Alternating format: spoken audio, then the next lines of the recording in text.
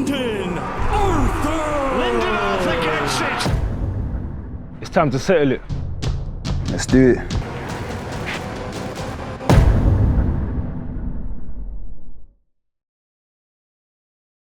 Mr. Anthony Yarde, Beast from the East. Arthur v. Yarde, December 4, Copper Box on your doorstep. I'll tell you what, Ant, you could have cut the atmosphere with a knife up there. It's entertainment. But again, I'll be honest with you, I'm always honest with people. That was genuine up there. It was genuine. I don't know why Pat is acting the way he's acting. I don't know if it's nerves. I don't even know why Lyndon's acting the way he's acting. I think it's nerves.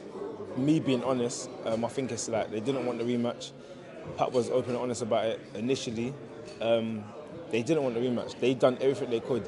I always say this is my hashtag. Ask Frank. Ask Frank. It wasn't easy getting them to fight me again, and there's a reason for that.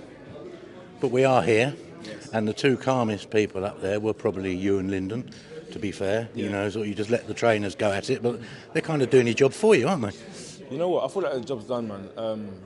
I feel like my fighting's always sold me as a person, and when I watched back the fight, I just knew that wasn't me in there. That's not even how I fight. That's not how I conduct myself. But again, I kind of strayed off into that mentality of, I'm getting back to that level of fighting for a world title. Go to 12 rounds, get 12 rounds under your belt, or get some rounds under your belt. If I hurt him earlier, I probably would have went for it. But every time I did land a big shot, I coasted off. I've absolutely learnt my lesson. Throughout the whole fight, I thought like I was winning the fight comfortably. I thought he won a couple of rounds. This is whilst I'm in the ring.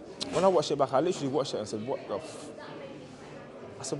fuck We were doing while the fight was going on. Do you get what I'm saying? And I was like, what the fuck? I was like, this looks mad. This fight was a lot closer. Again, I'm always going to be honest. I felt like if there was a winner of the fight, it was me. But I can see why two of the judges gave it to him. I can absolutely see why. One of the judges gave it to me by 5 rounds. So when I'm hearing all this talk about, Lyndon and his jab, he done this, he done that, it was a split decision. So, but again, he probably works hard and he deserves this little bit of lamelight he's got at my expense. But I've got the opportunity to right my wrong. Talk about the gift of the jab there, which people keep going on about. I mean, tell us about it. Is it true? Is it a weapon to be reckoned with? I'll be honest with you. At no point in the time did he hurt me. At no point in the time did he affect me or anything like that. What some of my close friends said to me after the fight, before I even had a chance to watch the fight back, what some of my close friends said to me was, it's perspective. It looked like he was doing something to stop you from being you. And it clicked and I said, okay, that makes sense. That actually makes sense to me. And when I watched the fight back, I was like, I get it. I 100% understand the perspective. Two of the judges saw it as like, whatever Lyndon was doing was stopping me from being me, when that really wasn't the case. So like, when you saw it in the last round, when I wanted to step it up, I could have. So it was one of them fights that were just frustrating. And he knows what's coming. Regrets. It's not. I wouldn't say regrets. I don't regret anything in life, but it's something I can learn from. But again, he knows what's coming. His trainer knows what's coming. I think that's why they're acting like that. I think we've established before, but you do need to be you in the ring. I mean, you've said before, sometimes judges don't appreciate you attempting to box. Yes. Does this add up to an explosive encounter on December the 4th? The last one was interesting, not particularly spectacular. Is this one going to be explosive? Well, again, it depends what he brings. But as I say, I'm coming with that thunder. I'm coming with that thunder. No, again, you said before you've got to, haven't you? You've got to go back to beast mode. Do you know Your what words. Do you know what it is? I've always been the same kind of way. I'm not going to go out there and be like, I'm going to go out there and fight like Tasmanian devil. That's just not me. I'm a calculated pressure fighter.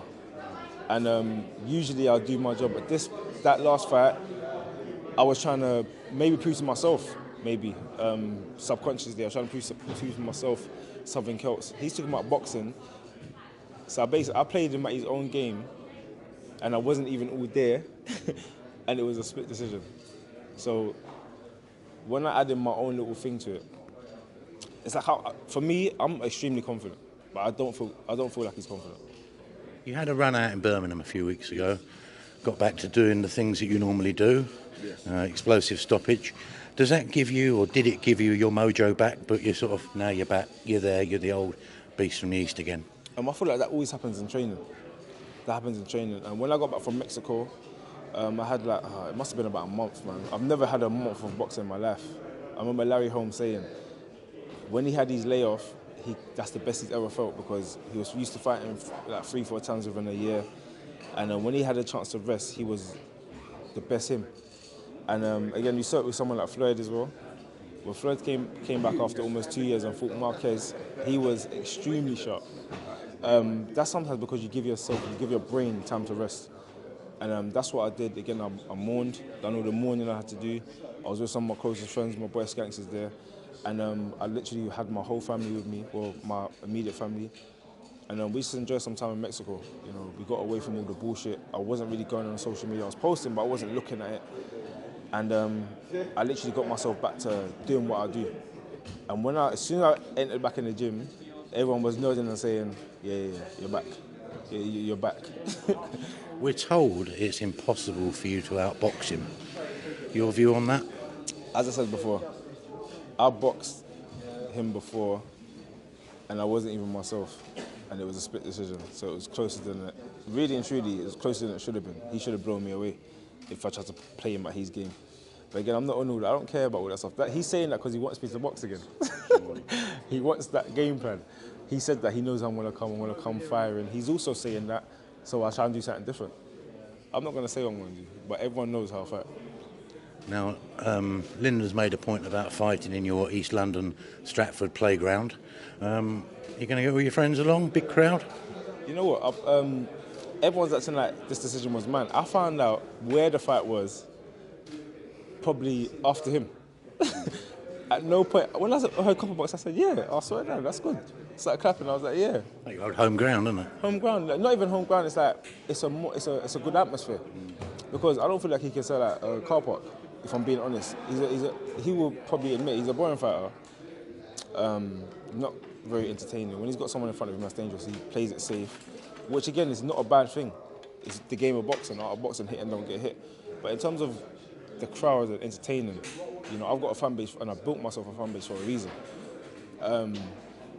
So I feel like it was a business decision by the promoter to have it somewhere where we could sell it out. And that's nothing to do with me. It don't matter where it is. Having all this talk is nonsense. He knows it as well, because I went to Russia to fight. don't come to me with all this stuff. Nobody is going to Russia. I'm telling you that to fight Kovalev in his back garden. Not even what's the capital of Russia? Moscow. Not even Moscow. Chelyabinsk, someone that no one's ever heard of in their life. Where the people that was walking around with me had to have guns. You're a banner. You're a banner. Mr. Anthony Yarde, thank you very much, sir. Thank you so much. For your winner, and now both the Commonwealth and WBO Intercontinental Light Heavyweight Champion, Lyndon King Arthur! Lyndon Arthur gets it! It's time to settle it. Let's do it. There's a reason you didn't want to fight me again. Keep telling yourself that. You told me you was hurting the last round. Great shot! Great right hand! For about 10 seconds. How did Arthur stay up from that one? Your 5 minutes of fame are done. I might use my right hand this time, I might. This time there'll be no doubt. I know, because I might knock you out this time. This time, there's no games. This is my time now. I'll see you in the ring. I'll see you there.